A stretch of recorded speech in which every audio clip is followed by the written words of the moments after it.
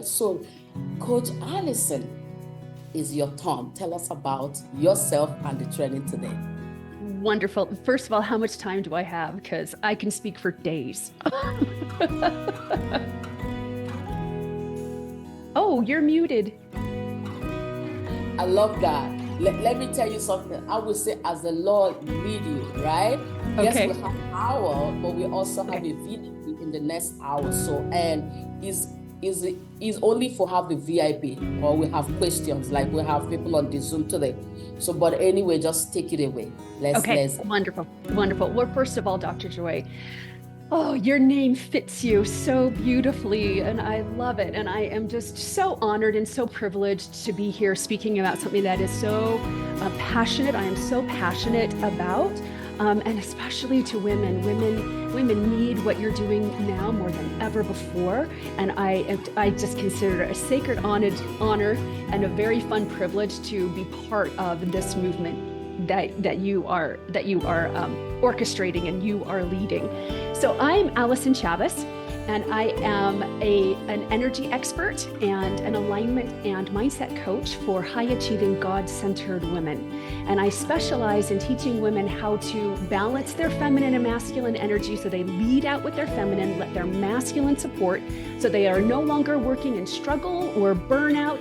They feel grounded in safety and certainty to skyrocket their money and their relationships. And money is one of my most favorite things to talk about. Can I give you just a tiny little bit of background so that I know what I'm talking about? I hate it when people are like, I read a book and now I'm an expert. I wrote a book and I am an expert. So I've been in the online space. I've had my business for about 13 years. And when I built it from an idea to multiple six figures in 2 years. And I was miserable in the process. I was in hustle. I was in burnout. I was way, way outside my comfort zone. And after a period of time, my business began to decline. And so I thought I needed to hustle more. And so an interesting thing happened. The more I hustled, the faster my business fell. And it actually landed me $150,000 in debt, 45 pounds overweight, feeling like I was a roommate to my husband and virtually impossible to be present with our 4 children because I was running in fear and anxiety all the time. But then I learned 3 things. I learned how money actually works spiritually and energetically, and that's what we're going to talk about today. I learned how to balance my energy and how energy actually works. I learned how to reprogram my subconscious mind. And with those 3 things, in a period of 6 months, I went from $150,000 in debt to $230,000 in my bank account. For those of you who love to math, that's a $380,000 turnaround. I released 45 pounds in 4 months without stepping foot in the gym, and it was easy and effortless, like Dr. Joy was talking about. Let's go into ease and flow and effortlessness. We know how to do hard and grinding. Let's do the opposite. I finally felt like I was in partnership with my husband and I could be present for our 4 children because I was now running in faith and in certainty rather than in constant anxiety. So I have had clients that have quadrupled their incomes, that have left toxic relationships, that have found their soulmate, that have regained their health, that have released weight. So I know it doesn't just work for me. When you apply what I'm going to teach you today, your life will completely transform. So I get to talk about money today, which is one of my most favorite things to talk about. And I think especially in the Christian world and in the religious world, we are taught that money is something to be shameful of, and it is not. So before I can share with you practical strategies that you can use to like make money and keep money and build your wealth, we need to actually start with the cause and what money actually is and how money actually works. So I want to talk about the energetics of money. We live in a universe of expansion. Everything is expanding. In fact, if you look up the James Webb telescope, you can look at pictures of the universe that are so amazing, pictures of the galaxy, and you'll actually see it growing. And so everything is always growing, including you. We are always going to be called upon to expand. It's why when you reach a goal or a milestone, you can't just sit there for too long and not do anything without feeling depressed, without feeling restless, without feeling like you don't have any direction. And then sometimes we get kind of self-destructive with that as well, because we are here to grow. We are here to expand. Everything is energy. At its core, absolutely everything is energy. Money is energy. You are energy. The flowers, the water, the computer, everything is energy, and everything has a very specific vibration. Money is often called currency. Currency is energy, so money is energy. Now, money is here for one reason and one reason only. It's here to bless your life. It's here to help you grow. It's here to help you expand in more joyful ways. It's not here to make you feel safe and secure. And this is where we have been taught to go off the rails with how money works in our life. Money must have a purpose in order to come, and that purpose must be for your growth and expansion. Most people want money to come so that they feel safe and secure. Like, can I get like yeah, that's me. Yeah, Dr. Joy was talking about that. I think that's most people, 99% of the population want to have enough money so that they feel safe and secure. But that is not what's actually going to get more money to come to you, because there is nothing creative, there's nothing expansive about you feeling safe and secure. There just isn't. So what is money? Money is an indicator of how much value you're putting into the marketplace and how much you allow yourself to receive. So I want you to think about that. Money is an indicator of how much value you put in the marketplace and how much you allow yourself to receive. Money is also a magnifier. Money only magnifies who you already are. So if you are a generous person, even though you don't have a lot of money, then you're going to be more generous when you have plenty of money. Now, if you're stingy because you're like, I don't have any money, or you pay things out of resentment or anger or fear and frustration, like all of that, that is actually going to be magnified when you have more money. You'll actually be stingier when you have more. If you're in anxiety and worry without money, I promise you, you're going to be in more anxiety and worry with it. If I can share a story with you. Long before I understood how money worked, how energy worked, all of that, I lived like most people. My family lived like most people, paycheck to paycheck, too much month left at the end of our money. We would get paid and I would literally say, we're rich for 10 minutes. I'm like, oh my gosh, I created this. Holy cow. But, and I remember waking up in the middle of the night with my, just in worry, like, oh no, what if we can't make the van payment this month? Holy cow, what do we do? I need to get another job, because that's the only way I can get money to come in. And so there was a time when I was working 3 jobs. I had 4 small children, 2 dogs, and a husband. And I was so overwhelmed most of the time, and I was in so much hustle and so much grind. Then fast forward about 10 years, and we were making $30,000 a month. For the first time in my entire life, I could go to a store and buy something without having to look at the price tag first, because I knew that I could afford it.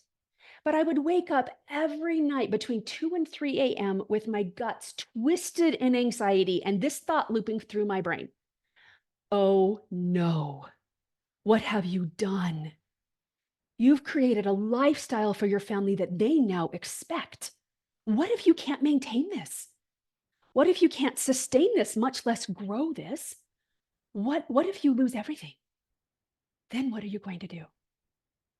So when my business was declining and I found myself, $150,000 in debt trying to build my business, when the dust settled, I remember thinking to myself, I was in anxiety when we didn't have money, and I was in more anxiety when we had a ton of money. I don't think money is the common denominator of my anxiety. I think I am the common denominator of my anxiety. And that was just like, because I thought, wow, I created this and I didn't mean to. I wonder if I could create my way out of this being more deliberate in what I think and what I understand and how I will utilize money coming to me. That was such a powerful moment of just really reigniting my own confidence, my own ability. I really think that God was like, once I said that, he was like, all right, she is ready, suit her up, get her on the field. She is ready to play. And because now I was open and I could receive his direction. Whereas before I was in so much worry that the spirit couldn't get in. There was so much mind clutter going on. And we know that the spirit usually speaks to us softly. And there was no room for the spirit to be able to guide me because I was so fearful. And we know from scripture that God is not a God of fear. And so I was listening to the wrong voice. But you know what? If you have found yourself doing that as well, and I know you have, you wouldn't be here if you hadn't. And everybody has, by the way. It's okay. It's okay. That's why we have scripture, and God just soothes us by saying, I'm not a God of fear. I'm not a God of confusion. So just hush your fears, just quiet them and let me get in. Oh, it's so beautiful. It's so beautiful. So what money does is gives you options and opens doors. That's all money does. It gives you options and it opens doors. Most people are afraid of large amounts of money because of what we've seen it do to others. We've seen professional athletes completely implode.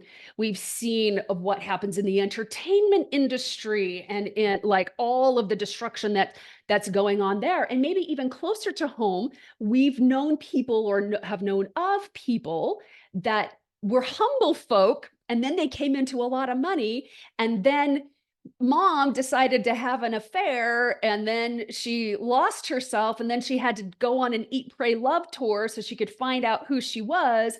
And then she like left her children behind and left this, wake of destruction and abandonment behind her. And we're like, well, I don't want it to do that to me.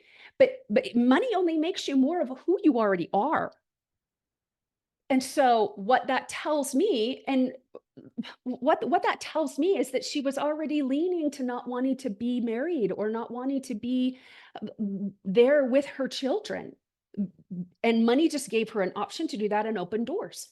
Because here's the thing, I've been married for 27 years.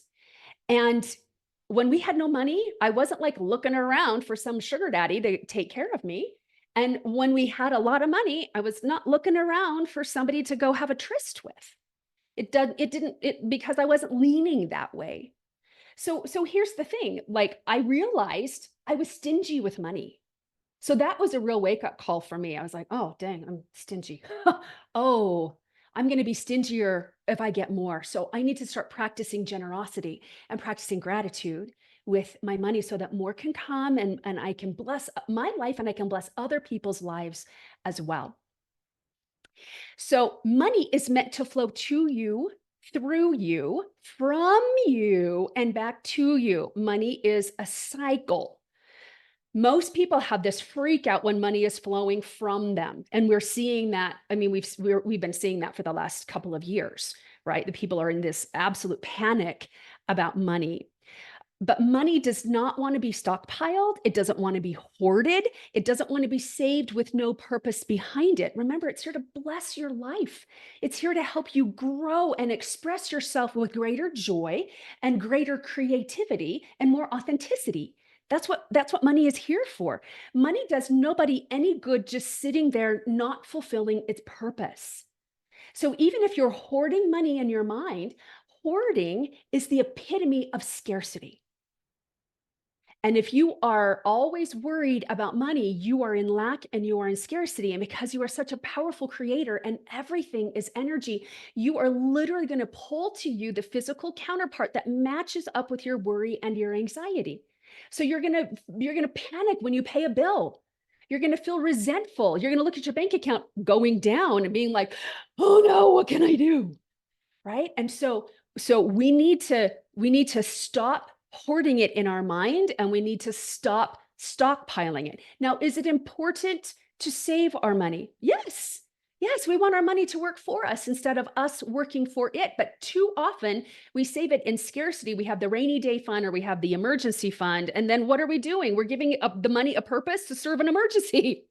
And I don't want to be in that energy. I don't want to be in that mindset. And we'll talk more about that in just a few minutes when I give you some practical strategies for your money.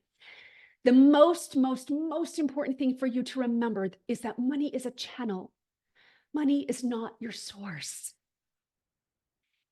Money is a means to an end. It is not the end. In many instances, money is the how. But guess what, my sisters? You are not in charge of the how. God is in charge of the how, and the how will be delivered to you as you move toward those things that you desire, those experiences that your heart, that just light up your heart.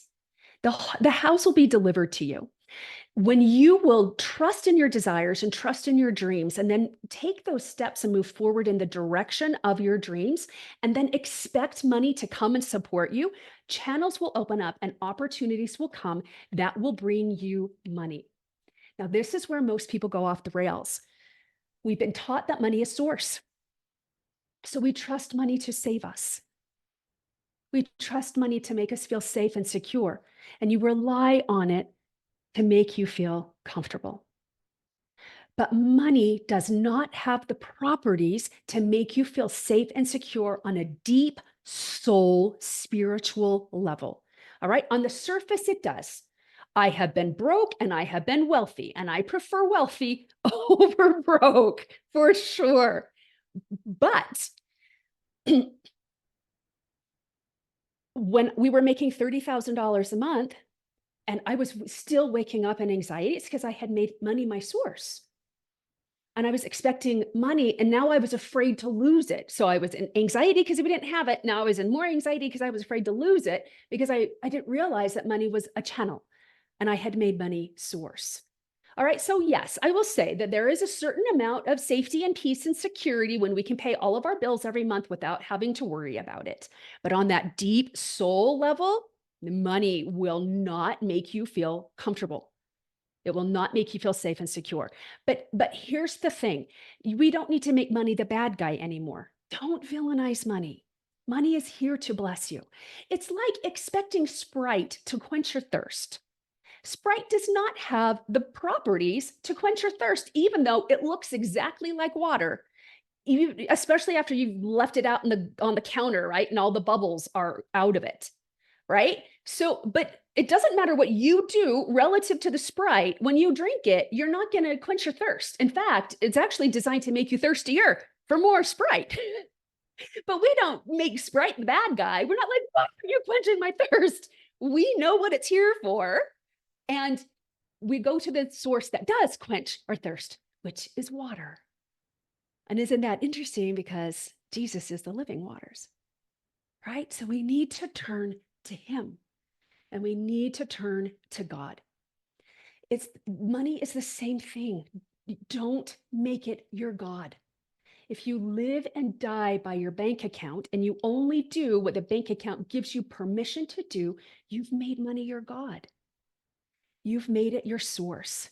But the only thing that will make you feel safe and secure no matter what is going on is God, is the Lord, in very real ways and practical and profound ways.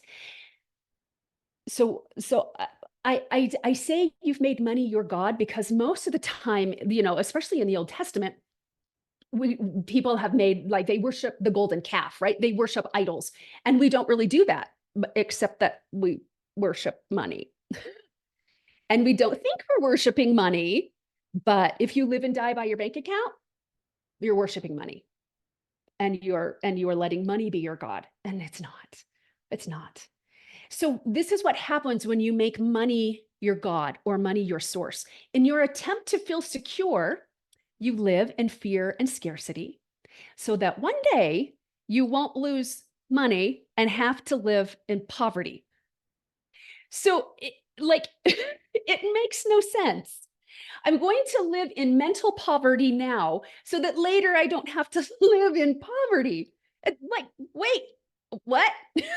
How does that work? How does that work? And in fact, there are a lot of different ways and different strategies that people use for saving money. And one of them is like the stockpile. It's the rice and beans, beans and rice for 20, 30 years. Then people literally have millions. The acronym is FIRE, but right now I can't remember what it all stands for. But what they have found is that they now have literally millions in their account and they're afraid to spend it. They won't spend it because they've had a lack mentality and a scarcity mentality and a deprive yourself and deny yourself for decades so that they don't have to live that way, but they're still living that way even with all of the money. Isn't that interesting? Now, this doesn't mean we be irresponsible with money. We say, well, I deserve it, so I'm going to spend it however I want. We need to be wise stewards over our money, but we also have to be in a prosperity mindset instead of a lack and scarcity mindset with our money and really rely on God. So I want you to just take a little inventory. Who is your source? Is your source money? Is your source your boss, your clients, your inheritance, Social Security? They're not source, they're just channels. And here is the beautiful thing about source versus channels. So to me, of course, like God is my source. Everything comes from the source, and God is limitless supply. And He gives us proof of that all around us. Have you ever been in a rainstorm? Have you tried to count the number of raindrops in 1 second of a rainstorm? Or a snowstorm? Try to count the snowflakes. Go out and pick a 1-inch square of grass and try to count all the blades. It will take you so long. Go to the beach and scoop up some sand and try to count all the grains of sand. It's everywhere. Our abundance and our wealth is everywhere as evidence that, like, we're okay. God supplies that. He has limitless supply. So if I am connected to my source, which is God, who loves me, who is invested in my growth and my expression and wants me to feel more and more joy on this earth, then if a channel dries up, it's not a big deal. It literally means that the Lord wants me to skill up and find a more pleasant, pleasurable, fun, and faster way for money to come. That's literally what it means. So in 2020, you know, the year the year of the incident, right? My strategy for expanding my business was getting on other people's stages. And in one day, like, that was gone. That was gone. But thankfully, I'd learned how money actually works. And I had made God my source. And I was like, okay, what do you want me to do? What do you want me to do? I know I have a powerful message. I have been online. And He's like, you need to increase your online presence. Oh, okay. How do you want me to do that? Oh, I want you to learn Facebook ads. And I was like, oh, seriously? and so, like, this is literally a conversation I had with God. And I said, okay, if that's the fastest, easiest, most pleasurable way for it to come, then do it. But I need this to be affordable. I need this to be fun. I'm very creative, but not visually creative. I'm a fantastic writer and creating content and all those things, but like, get me on Canva and I'm just like, I don't know how to do this. But I was like, okay, I was willing to lean in and willing to say yes.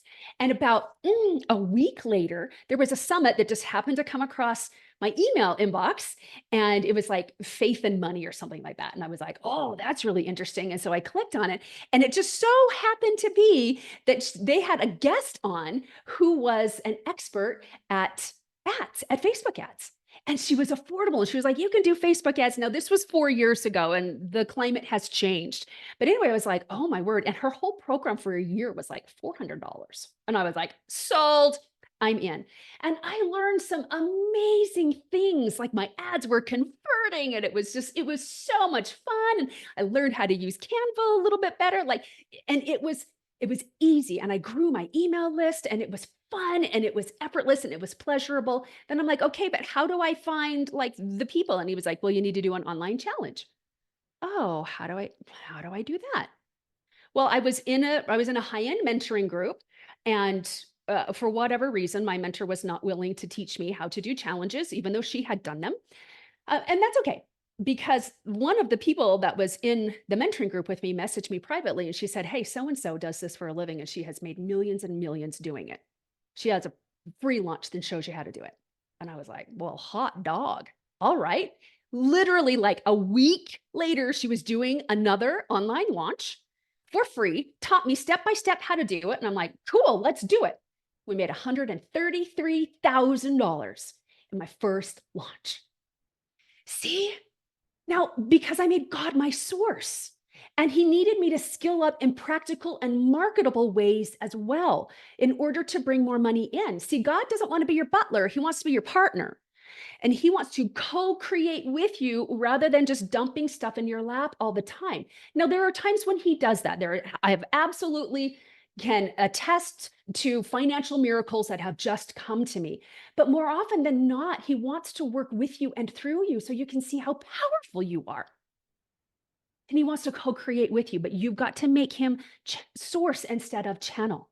And wow, it just opened the doors so wide, and it was so fun. And then I could actually reach so many more people than I could going from live stage to live stage. Now I could reach millions.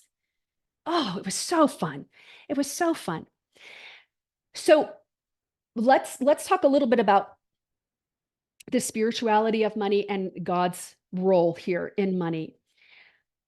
God wants you to have the things that make you feel more joy and allow you to express yourself more fully and more authentically.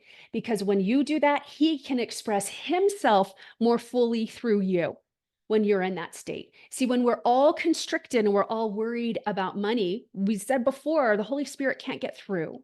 And so he really can't guide us because we are kinked. We are kinked up, and we've kinked that energetic hose. We kinked the prosperity hose because we're the hose.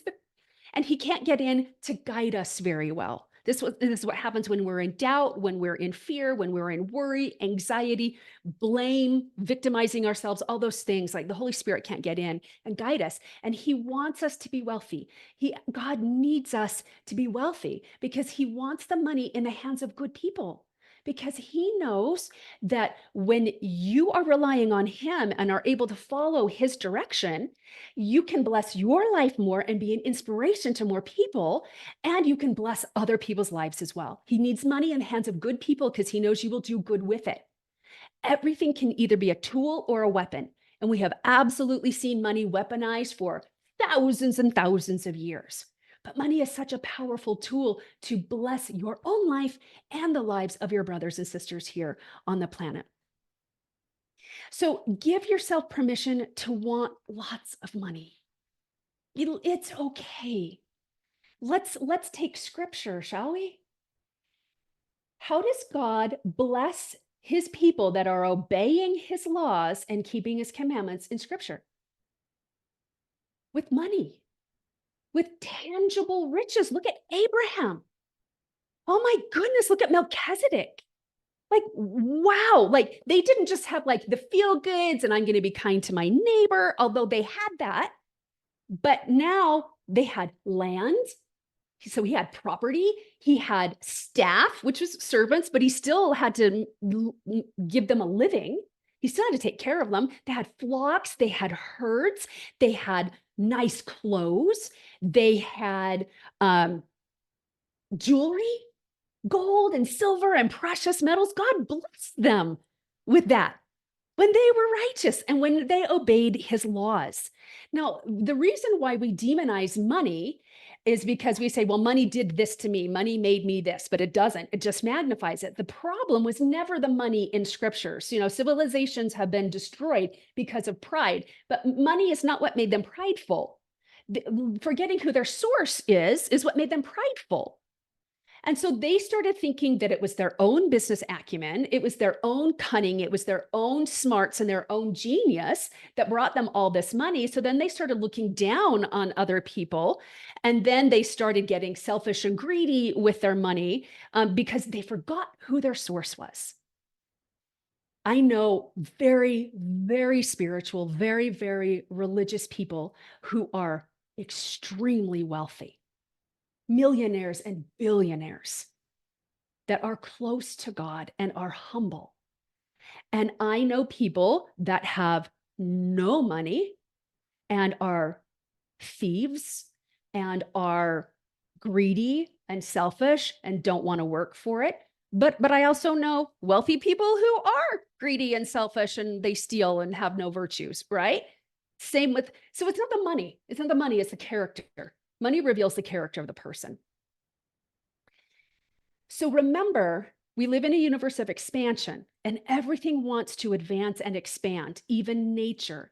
And we are God's crowning creation. And I really think that as his daughters, we are the jewels in his crown because, Eve was created last the best of all the game. So I think his daughters are his favorite. I mean, let's admit it. We smell so much better than the boys. And we listen to God so much faster than the boys, generally. Now, I'm not throwing men under the bus. I love men, but wow, ladies, we're going to give ourselves some more credit. Like, God really, really, really loves us, and he wants to bless us. I see you giving an amen, sister. Yeah. Oh, it's so great. It's so great.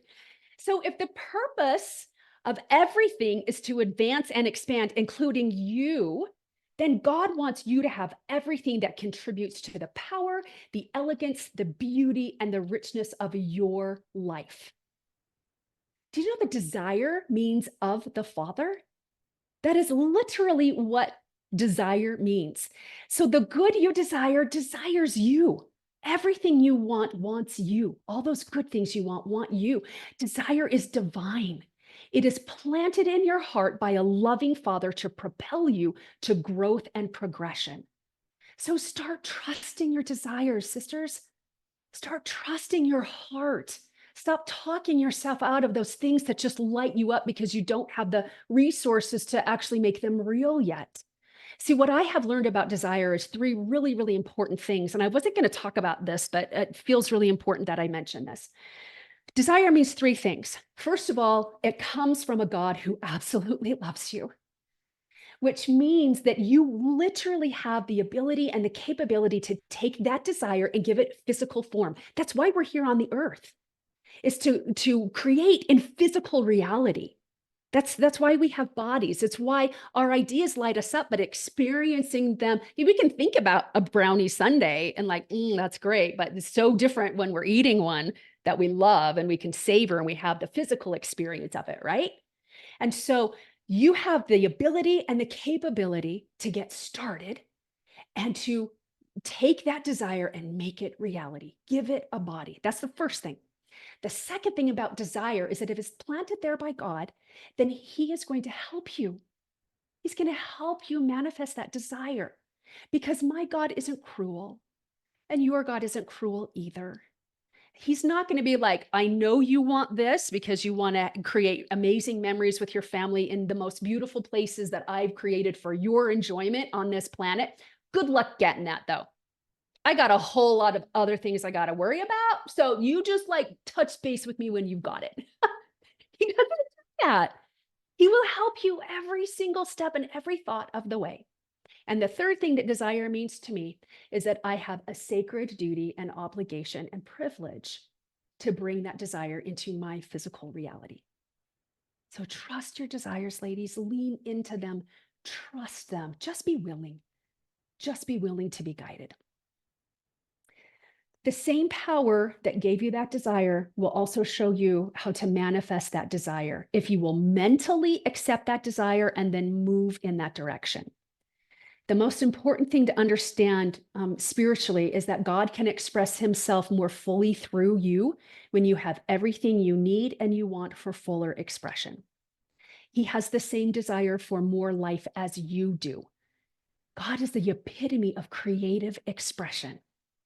And God, scriptures tell us that everything that the Father has, he wants us to have. Everything in the kingdom is for us. But we have to be willing to receive it, which means experience it and accept it. And we accept it in our mind and in our heart first. And then he gives us the directions for how to create it in our reality. That's why we're not in charge of how. We're just in charge of what we want and why we want it. And God's in charge of the how it's going to come and when it's going to come. Money really does help us experience joy on a deeper level. You know, when people say money doesn't buy happiness, there's a truth to that, but also not. If you're counting on money to make you happy, then no, it's not going to fill that. Remember, because that's not the purpose that money serves. Money is here to help you in your creative expression, and money is here to help you grow.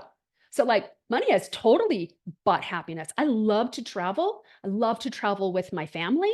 And I like really nice things. I like luxurious things that this world offers.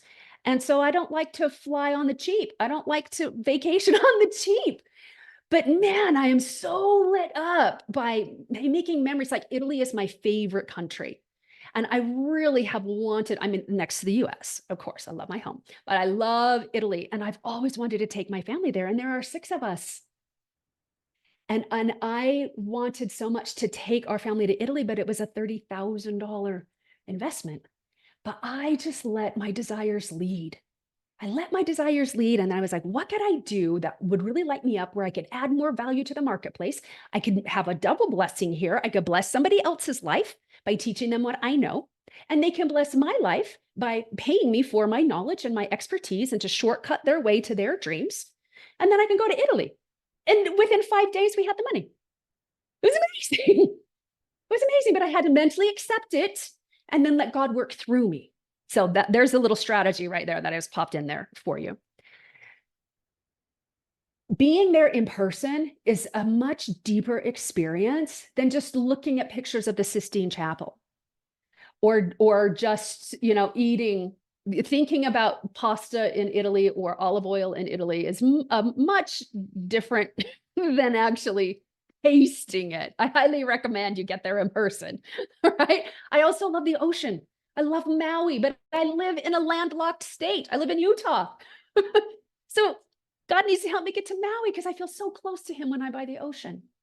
So he wants to help me get there, but he also wants to show me how powerful I am and co-create, not just create it for me. Because we are so powerful. We're so powerful.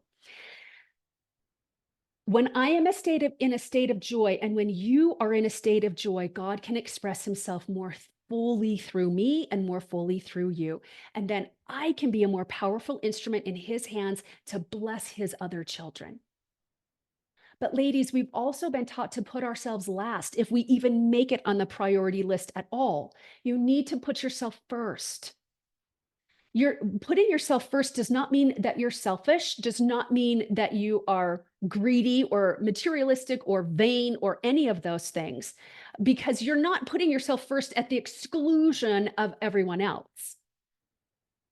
You're putting yourself first because what good does it do me if I bless a million people's lives, but I am a miserable wretch? It doesn't do me any good. And God wants to bless me just as much as he wants to bless Susan and just as much as he wants to bless Dr. Joy and all of you. So let yourself trust in that. Did you know that the greatest service you can give God and mankind is by making the most of yourself?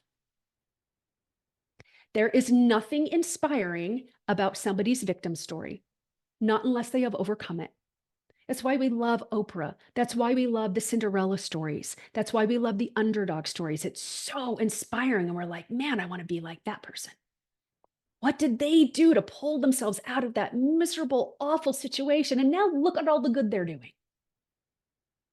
The greatest blessing you can give, greatest service you can give God and mankind is by making the most of yourself.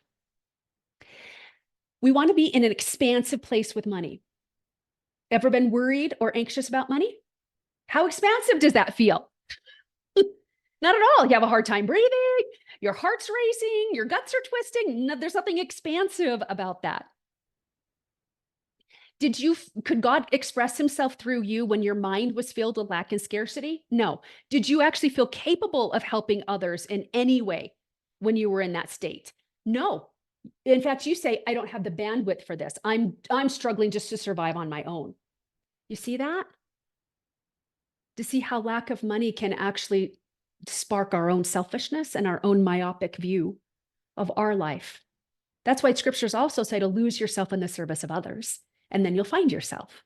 Because now you're not wrapped up in your own drama. You're now helping somebody else, and that gives you a reprieve from that because you're thinking about something else. So ladies, that's why you want things. So you can express yourself and you can feel more deeply and more fully and give God and humanity more meaningful service. Money is here to assist you in your growth and expansion. And my sisters, money can only grow to the extent that you do. I'm going to say that again. Money can only grow to the extent that you do. So can we spend am I good? Do I have like 20 more minutes or do I have 4? As much time as I need? Okay, cool. Because I want to show you how to economy proof your money right now. Okay. But I had to lay all of that groundwork now to show you how powerful you are and how much God really wants to work with you. All right. So the first thing that we do to economy proof our money is go to gratitude, ladies. Gratitude. And I know we hear it all the time. And it's such a cliche at this point that it's almost like background noise and we don't really hear it. We're like, yeah, but you don't get it. Right?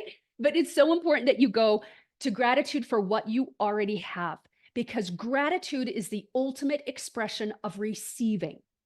Now, one of the things that I'm an expert in is feminine and masculine energy. And feminine energy is the dream, it's the river, it's the desire, and masculine energy is the riverbank. It's the structure and the form that helps the river be more powerful and give it direction. And so we've been taught the structure and the form and the strategies and the tactics and, oh, just save this and beans and rice and beans, and all of those tactics and strategies, which just make us feel worse and worse and worse, because that's not what we really want to do. And we're not going into gratitude. All right. But gratitude is the ultimate in feminine. So really tap into your feminine, and ambitious women have been masculinized by society. So I understand that this can be hard sometimes. But gratitude is the ultimate in feminine, because feminine energy is the receiving energy and masculine energy is the giving energy. Did you know that receive means experience? That's what receive means, is experience. And gratitude is the ultimate expression of experience, because you are telling yourself, you're telling God, you're telling the universe that what you already have is enough. And it is so much easier to pull to you what you already have enough of. See, it's so practical. It makes so much sense. And I know Dr. Joy is just resonating with these truths, because I am speaking truths and the Spirit is testifying to you that I am speaking truth right now. So we go to gratitude and we feel it deeply. That's why we got to get out of, I need more money. Because what you're telling yourself and your subconscious and your brain is a goal achieving machine, and it locks on the most emotionally charged word in that sentence. I need more money. It's not more, it's need. And so it goes to work to bring you more need, because we live in a universe and a planet of abundance, and abundance means a great amount of. So you can be in an abundance of lack, and most people are in an abundance of lack. So if we will go into an abundance of prosperity and an abundance of gratitude, thank you so much that I can pay most of my bills. I'm so grateful that it's not hard for me to pay my phone bill. I'm so grateful that the internet is easy for me to pay for. Like, you have some bills that are really easy for you to pay and you don't even think about it. So go into gratitude for that. If you can't pay all your bills right now, go into gratitude for the bills that you can pay partially. But it's always gratitude. Thank God for all things. That's the only thing that makes God upset, if I can give a human quality to a God, is when you won't acknowledge him and give thanks in all things, because all things are divinely, mathematically, strategically orchestrated for your good. Everything is here so that you can experience more joy. That's the only reason we're here on this planet. It's not because we got to be all tested and prove our worthiness and deservingness. It's for us to see how much joy are we willing to open ourselves up to receive. And in order to receive more joy, we have to experience the contrast of joy, the opposite of joy. This whole world is about opposites and opposition. But if you can go through those financially challenging times with gratitude, that God is always there, that God's got your back, that you are a powerful creator and God is your source, you'll actually navigate through those really difficult challenges with ease, with joy, with flow, and you'll actually shorten the amount of time that you're in that challenge. But if all you're doing is thinking about the suck of everything and nothing's ever going to change and what did I do and why me, then you're going to pull to you more experiences that are going to give you more of that feeling. That's how powerful you are. All right. Gratitude, I'm going to say it again, makes what you already have enough. So that's the first way that you're going to economy proof your money. But now we're going to take gratitude a step further. And we're going to give gratitude for what is coming. Thank you so much that my soulmate is on its way. Actually, let's talk about money because we're about money. Thank you so much that X money is on its way. I am so excited to be able to bless my life and bless others' lives with this even more. A fun game that you can play is just take a shoebox and every day write down some blessings that you'd like to receive as if you've already received them. So thank you so much that I can make the house payment easily, or I can pay rent easily this month. And you write it down as if it's already happened, like, oh, it feels like such a relief. Thank you. Put it in the box. If you want a fun pair of sandals, we're in summertime right now. Like if you're getting in there anyway, if you want a fun pair of sandals, thank you so much for these sandals. I love them. I still feel so flirty and feminine in them and they're comfortable and I'm cool. Like all of that, like put all of those things in there, write them down as if you've already received them. And then once a week, go through your box and see which blessings have come to you. You'll be amazed because now you're opening yourself up to receive. And not all of them are going to be delivered to you within a day or a week or maybe even a month. But if you continually add to this and then once a week read it as if it's already here, you are activating faith. Faith is truth spoken in advance.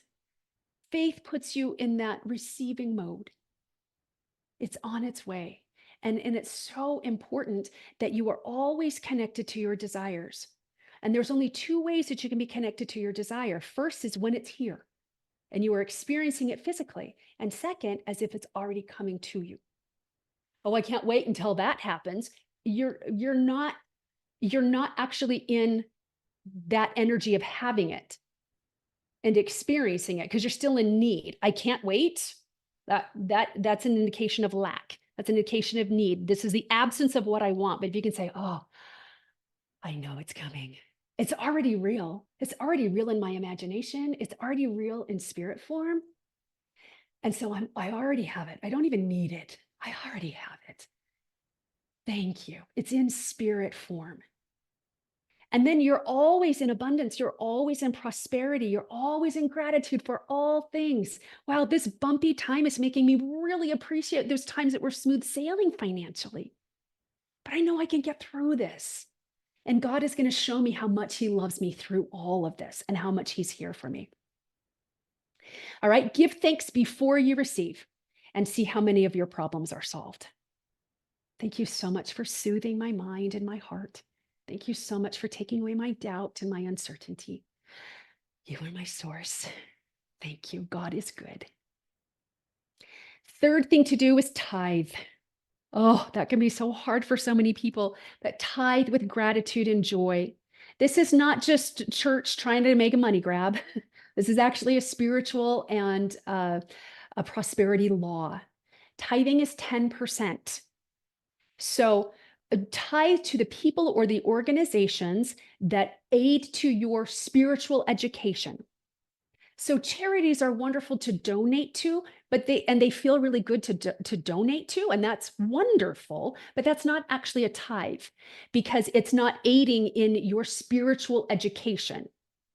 So if you're not, going to church or any of those things, like you can tithe to a person who aids in your spiritual education. But that's a really important distinction to make. So it's like this. You don't go to one doctor for help and then pay another. All right. If you're going to church and you're like, well, I don't want to tithe, but I really like the Humane Society, so I'm going to pay the Humane Society or donate to the Humane Society. You're going to the doctor for one thing, but you're paying another doctor. It doesn't make any sense. So if you want money to grow, you have to let it go. You have to let it go. You cannot have more money when your fists are tight. Let it go. And you also must let it go with intention, with graciousness and joy. Don't be in resentment. Don't be like, all right, God, where are my blessings? I'm waiting for my blessings. All right. Graciousness. He is going to bless you in ways that dazzle and delight you. And sometimes that's in money, and sometimes that's not getting sick and not spending extra money on medical bills. Sometimes that's in your relationships, but he knows the way to bless you that is the best for you at that time. So trust him. Trust him with that. Sometimes it's money and sometimes it's not. This reminds you that God is your source and God is your supply, and that you have so much you can afford to be generous and share with others. And sharing is always the beginning of opulent increase, but share with the right intention. Number 4, to economy proof your money, get into financial relaxation. Financial relaxation is not debt-free. Financial relaxation is not financial freedom. In fact, financial freedom is so pie in the sky for most people that you don't even know how it would feel to be financially free. And we've been fed this whole line of financial freedom for so long, but we're like, what even is that? I financial freedom, like set that on the shelf and go for financial relaxation instead. Because you've never experienced financial freedom. Or if you have, it's been for a very short amount of time, and then you go back into financial stress. But if you have experienced financial relaxation, even when we were living paycheck to paycheck, I did say we're rich for 10 minutes, and I felt rich, and I was relaxed for 10 minutes. And then I got all resentful about paying people to help me be comfortable in my life. Isn't that silly? Like, oh, I got to pay the utility bill. Well, yeah, I really like being cool in the summer and warm in the winter. I really like having lights. I really like that somebody else takes my trash out. Really like that. I don't have to worry about it. Right? So get into gratitude for that, and get into relaxation for that, and get into relaxation about everything in your life. All right. There are times when you have felt relaxed financially, and there are times when you have felt relaxed just because you're sitting in the backyard and it's a beautiful weather and you're loving looking at the flowers and you're just like, oh, this feels really good. All right. And then remind yourself, oh, this is what financial relaxation also feels like. A deep breath. My muscles are relaxed. I can poke out my belly. I don't have to suck it in all the time.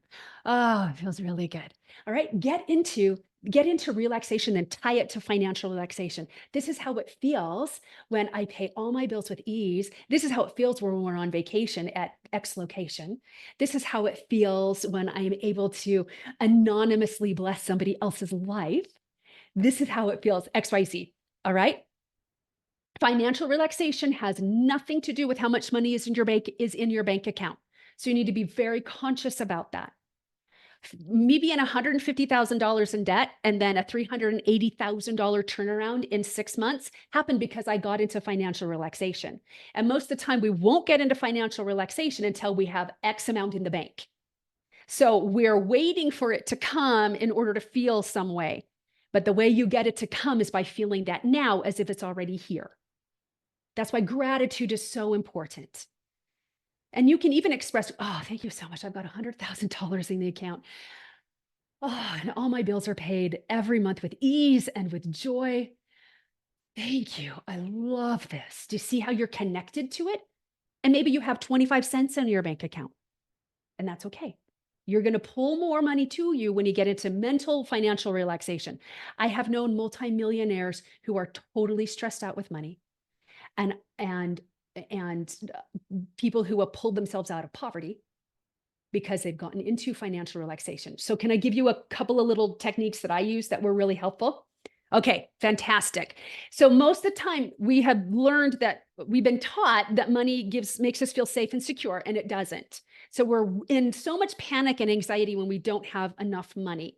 And so when I was in that place, I would look around at ways that I was supported, because we look at finances to support us. So I would look at ways that had nothing to do with money that I was supported in my immediate environment. So for example, I've got a box of Kleenexes within my arm's reach. So if I am crying, I have something soft and luxurious to wipe my eyes and blow my nose with. That means I'm taken care of. That means I'm supportive. I literally have 3 bottles of water that are different flavors depending on my mood for when I'm thirsty. This means I'm supported. I'm sitting on a chair that is supporting me. I don't have to worry about it collapsing. The internet is working. This means I'm supported. All right. So everything is working out for me. Everything is always working out for me. And make that your mantra and then find evidence that supports that. Everything's always working out for me. Oh man, the hot water worked today in the shower. Oh, everything's always working out for me. The hot water was not working for me today in the shower. Woo, I learned that I can shower really quickly and boy, I feel alive. Everything is always working out for me. All right. And then find the evidence. And the smaller the better, the dumber the better, or the sillier the better. Like I go to Q-tips all the time. Oh my gosh, I love Q-tips. I love how when I smear my mascara, it actually like takes it out without smearing it more. I love getting the wax out of my ears. It feels so good. And so I do this and I'm like, oh, see how much God loves me. He gave me Q-tips. I love it. Thank you. Oh, see how much God loves me. I love dogs and I can see dogs if I don't have it. I can look at pictures of dogs or pictures of laughing babies or videos like all of that. Like just make it silly and fun and it will relax you so quickly. But then we need to tie it to something else. So here's your mantra. These are your 2 mantras, but you don't have any money. Everything is always working out for me and only good can come of this. Only good can come of this because if God is your source and God is everything that's good and everything that's good comes from God and we are to give God thanks for everything, all things, including those challenges, including those heartbreaks, because he's refining us so that we can open ourselves to receive more. It is literally so that we can receive more joy and experience more joy. So when you can reframe those tough, heartbreaking experiences to, this is necessary for me to go through so that I can experience more joy. Because God's not cruel and he doesn't use me as like a voodoo doll or a mad scientist to see how I'm going to react to his experiments. This is so that I can receive more joy and I can see how much he loves me. So then find that evidence. Everything is always working out for me. Only good can come of this. And then find how you're already rich.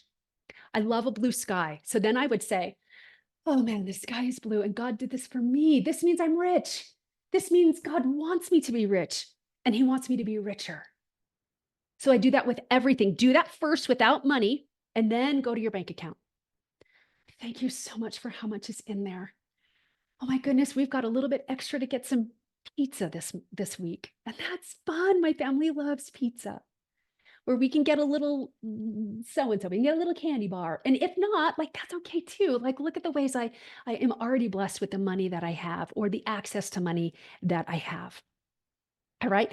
Decide that money is always there to support you in your necessities and your desires.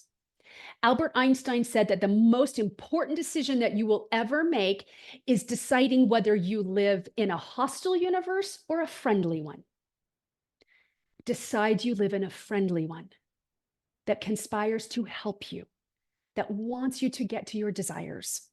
But when you are sending out thoughts of lack and feelings of lack and scarcity and anxiety and worry, it's law, it's universal law. It's not about morality. It's not about checking the boxes.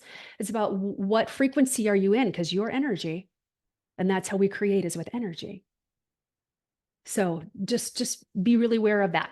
Okay, so there's the inner work to economy proof your money. Let's talk some practical strategies. Be more intentional with what you're spending your money on. Cut the fat. Only buy things that bring you joy. All right. You might not like paying the utility bill, but you really do like having lights on. All right. So cut the fat. If you have subscriptions to 14 streaming services and you're only using 1 or 2, cancel those subscriptions. The things that you're not using is fat. So cut it. All right. Call the phone company, call your internet provider, call your insurance company, your auto insurance, your home insurance if you have it. If you're in a home, see if you can get better rates. Call your credit card company and ask for a better rate. They're like, if you don't ask, they can't say yes. So does this take time and can it feel a little tedious? Yes, but if you can save yourself thousands of dollars a year, worth it. Cut the fat. And you can always, if providers aren't willing to work with you, you can always go to another provider that will work with you. You know, like your phone, like your cell service. Like, if they're not going to work with you, is it a pain? Yes. Is it worth it if you've got a $300 monthly family phone bill and you can get it to $200 a month? Yeah. Yeah, it is. Because now you've saved $1,200 over the course of a year just by changing phone providers. Okay. So cut the fat, first of all. If you're going out to restaurants all the time, man, food is so expensive right now. Cut the fat on that. Because most of the time I'm like, we spent $100. That meal was not worth $100. It was burgers and fries.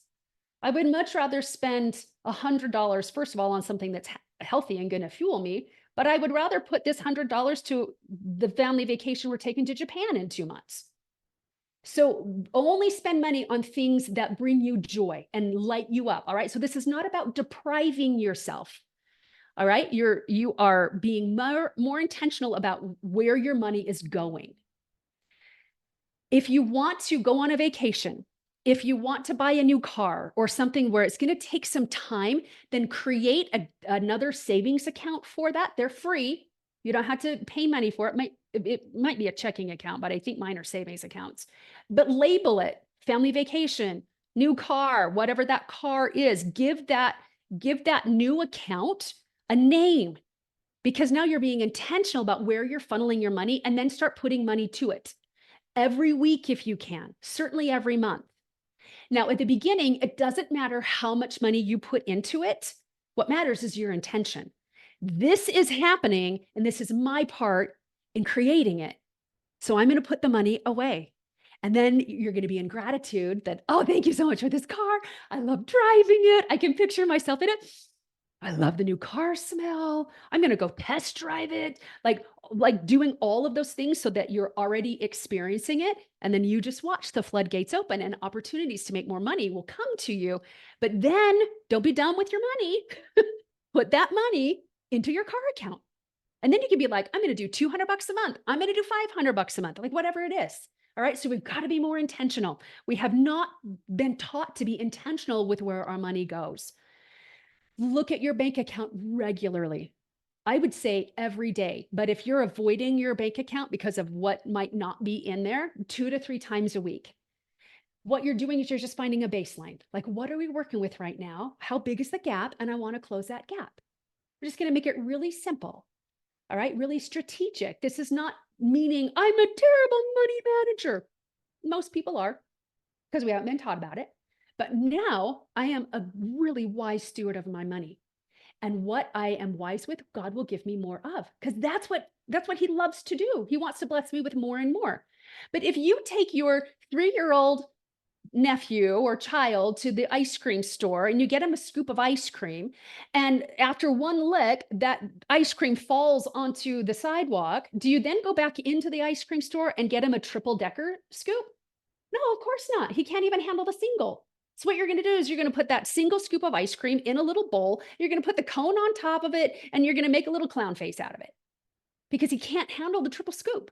So you've got to show God and yourself that you can handle the money you have right now when you're a wise steward over it, and you use money to bless your life and to bless others' lives, and more can come to you. Because God's not going to, he's not going to punish you with more of what you can't handle.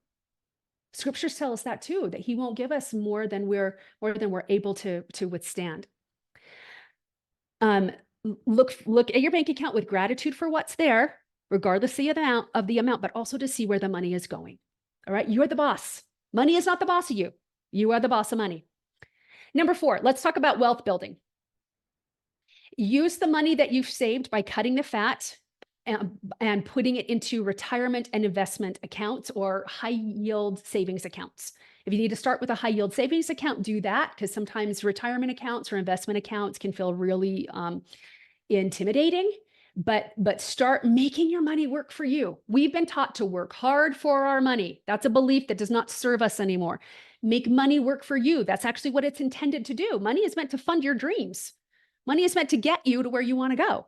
So make your money work for you. This is where discipline takes place, because don't touch the money. All right. If you need to have a separate account for future financial relaxation, that's what I call my retirement and my investment accounts. Are future financial relaxation is my retirement account, and financial relaxation is my money working for me account, or my investment. My investment accounts are my money working for me account. And I put the money in there and then I don't touch it. I don't even think about it, because it's working for me. And the best way for it to work for me is not to micromanage it and to leave it alone and let it grow, because compound interest is a real thing. That's fantastic. Do automatic withdrawal into your investment accounts. All right. So that you don't have to think about it. And you can start with like $50. All right. So talk to somebody that is good with money. Don't talk to somebody who's broke like you are, because they're going to be like, just sock it away in a savings account. Nope, nope, nope. Educate yourself. Educate yourself. And put more value back into the marketplace. That's the way that you grow money, is by putting more value into the marketplace. So how can I serve my clients? If you have your own business, how can I serve my clients more powerfully? What can I do that I really love, that I can have a nice cash injection? What ways can I show up at work? So instead of me being grumpy and ornery all the time, I'm seeing people instead of seeing through them. I'm looking at things that nobody else is taking care of, and I'm taking care of it, not out of resentment, but because I want to outgrow this job that I'm in and get a bigger opportunity. That's putting more value into the marketplace. Can I smile more at customers? Even and especially the ornery ones. And just bless their life, because I'm here and I can see them and I can hear them. And that's really what we want. We want to be seen and we want to be heard and respected. Number 7, strategy 7, get out of credit card debt. If you need to consolidate with a lower interest rate, then look into that.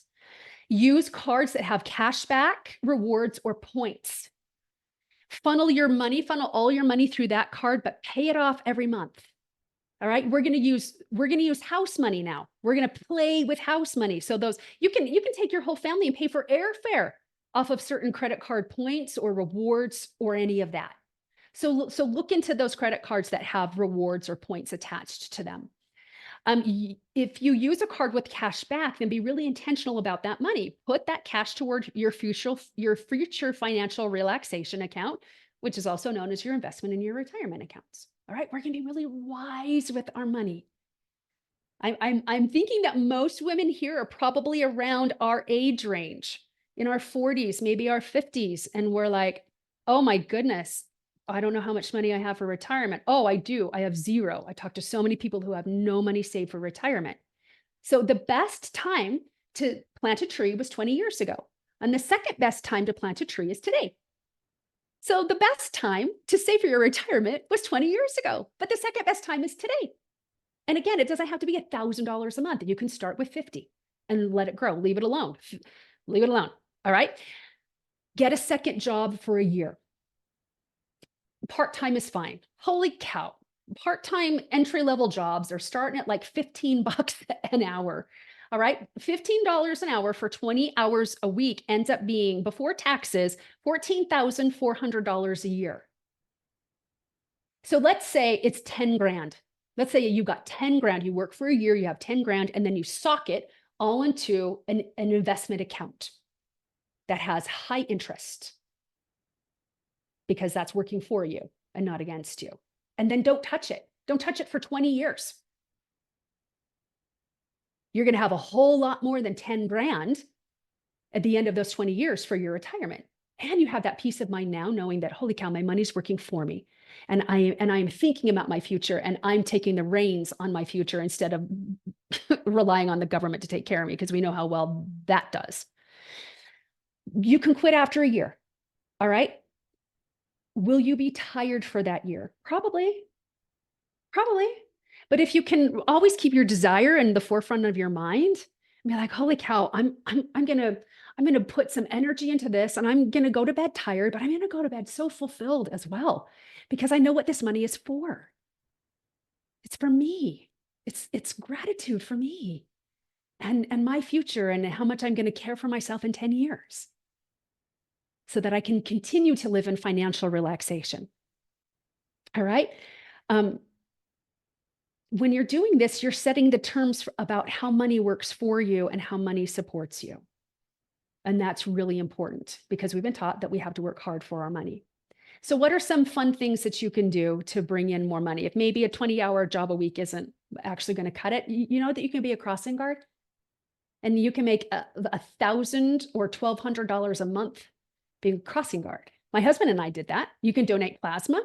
You can clean an office on a weekend. And here's the thing, we are highly educated these days. We're very sophisticated as women these days. Whether or not you have a college degree, we're highly educated. And many times our brain is like, that's beneath me. So then our pride gets in the way. So set the pride aside and get the purpose behind the money. This is literally to help me grow. And you can have some really miraculous and fun experiences, making connections, and new opportunities will come to you as you're doing those, menial tasks or those entry-level positions. All right. Keep thinking about what you're creating, the relaxation you're creating for yourself now and down the road, because you are adding value to the marketplace. Your confidence will grow. Your self-esteem will grow because you are reliant on you and reliant on God. And you are now partnering with each other. You will probably get a raise at your current job because you're in the right energy and the right mind in order to, as you're working, and they're going to notice that. You'll probably get a raise at your job. You will make really cool connections that can further your career or even change your career. And you have a higher salary that starts. I've seen a lot of clients do that. The channels are endless. They are endless. But follow your desires. Let God work through you. Follow those nudges, even if you're not super excited about them at the beginning. Just trust. Be willing to lean in. Be willing to let God give you the how. Let God control the timeline. Stop trying to control the timeline and go to gratitude and understand how powerful you are. Okay, is that what you were looking for? Ooh, it's more than what I was looking for. Like, so much more. Oh my God. This was, anyway, let me ask, we have Sue in the house. Suzanne, can you unmute yourself? And